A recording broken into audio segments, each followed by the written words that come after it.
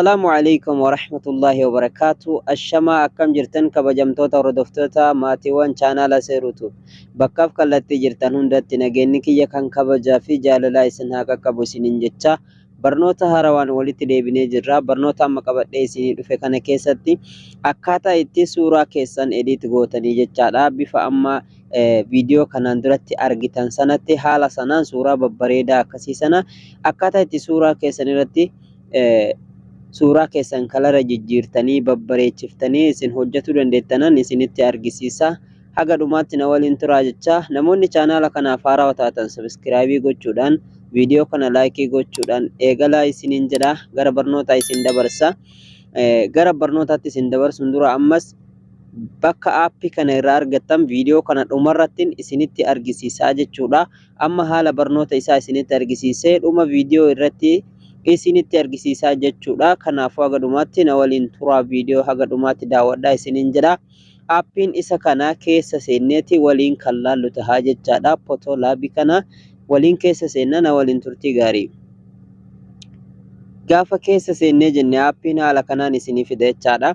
As keessa deemuudhaan kalara barbaadanirra kaayyattu jechaadha. Kan shamaraallee kan dhiiraallee kafeetanii jira jechuudha.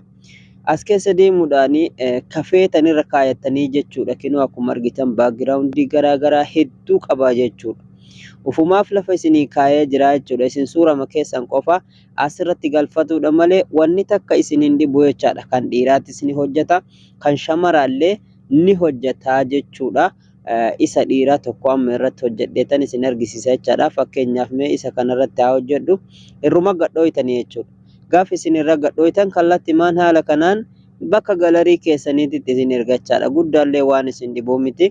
Galarii keessan keessa gaafa isin ergee galarii keessa dhaquudhaan suurama keessan fudhattanii irra kaawwattu jechaadha. Waan isin dhibuu miti.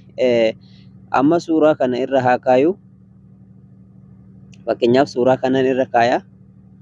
Haala kanaan gaafa irratti tuuxanii suurama keessanirra yeroo isin tuuxan kallattimaan as isinii fidaa jechaadha.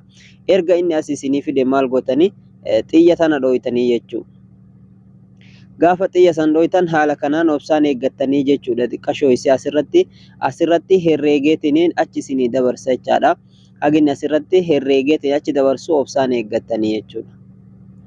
Fudhatuu fi fudhatuu dhabuu isaa asirratti isinii himaa jechuudha. Akka danda'e hojjetuu fi akka danda'e hin hojjenne bakka kanarratti isinii beeksisaa jechaadha. Kanaafuu obsaan eeggattanii akkaataa neetworkii keessaniitiin saffisaan isinii hojjeta jechaadha wanti.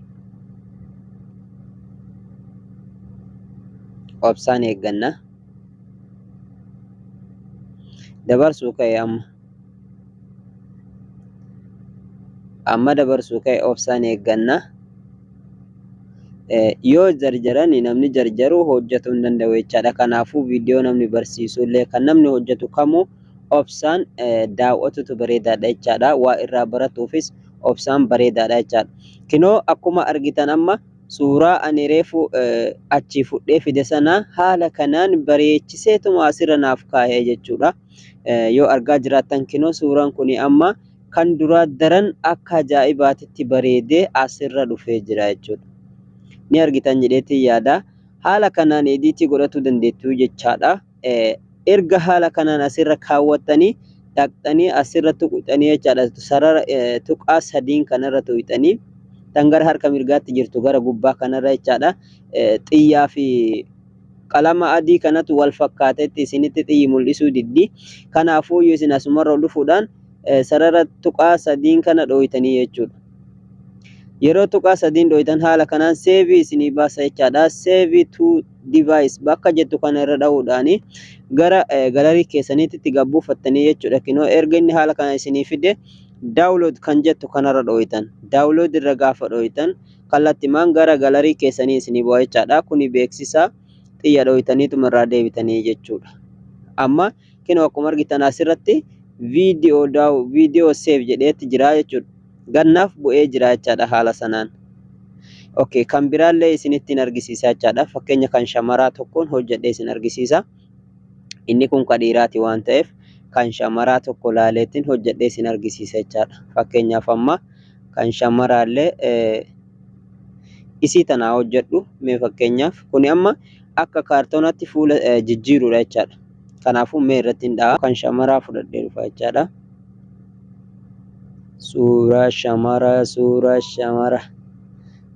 Suuraa kana fudhadheetiin jira jechuudha.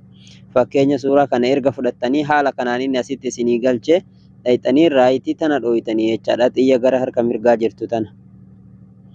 Xiyya sana gaafa dhooytan akkuma kaduraa sanatti asirratti herreega isinii baasaa. Kinoo amma micciyoo reefuu sana haala kanaan fidee jechuudha. Ni argitan jedhee yaada. Fuulaa fi ilkaaniin addaan beekuu dandeettu jechaadha. Ilillii tanaa fi keeppii gubbarra tana isatu irra kaa'e jechuudha. Kanaaf haala kanaan kanas ni hojjettanii jechuudha. Kan biraatis isinitti argisiisa. Kalara biraatti jijjiiree jechaadha. Suni waan dhiiraallee. Fakkeenyaaf kan shamaraa isa kanarratti haa hojjedhu. Qalamiin bareedaan isaa isima reefuu tana jechaadha. Kinoo qalama sanarra dha'ee yeroo suuraa isiirra gadhooytan haaluma kanaan isinii fidaa. San booda asumarra xiyya kanarra dha'uun obsaan eeggattanii jechuudha. Beeksisa obsaan eeggattu.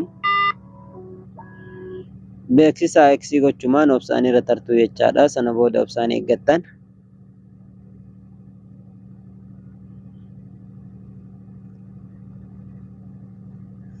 Kinoo akkuma argitan micattii reefuu sana haala kanaan bareechee fide jechaadha. Kalariin bareedaan akkanaa kana jechuudha. Haala kanaan kan shamaraallee But when does this game get fucking good? Warri shamaraallee erga haala kanaan ediit isinii godhee booda immoo as tuqaa sadiin kanarra dha'uudhaan isin save to device bakka jettu kan gubbaa kanarra dha'uudhaan sana booddee jala kanatti daawulood kan jedhu asirra isinii fidaa. Daawuloodii kanarra dha'uun galarii keessan keessatti gadi buufattanii jechuudha. Galarii seenee amma yoon isin argisiise galarii keessa ni jira jechuudha. Kinoo akkuma argitanii suurawwan reefuu sun hundi isaa gabbu'ee as galarii keessa jira jechaadha. Kinoo kana lamaanii kan hin hojjedhe kullachuuyyuu gabbu'eeti jira jechaadha. Haala kanaan suuraa keessan ediit godhachuu dandeessu. Egaa daawwattoota kiyya aappii sana argatuudhaaf pilaastoorii keessa seentanii pilaastoorii keessa yeroo seentanii jettan jechuudha. Haala kanaan isinii fida pilaastooriin. Sana booda bakka sarchii tana irratti Photo Lab jettanii barreessitu jechaadha. Haala kanaan kinoo Photo Lab haala kanaan barreessitanii sana booda search irra gootanii jechuudha. Yeroo isin search gootanii kallattii mana aappii isinii fida jechaadha. Kinoo yeroo search gootan kallattii mana aappii isinii fida. Aappiin isa kana jechuudha. Kana gadi buufattanii jechaadha. Normaaliin isaa bareedaan aappiin isa kana jechuudha. Kanaafuuyyuu ani open jedheeti waan gabbuufadhee jiruuf open naan jedha. Isin immoo install godhattanii jechuudha. Akkasitti haala kanaan gabbuufattanii. Warri haga ammaatti na daawwatan galatoomaa horaa bulaa dheebana nagaan tura. Bye bye.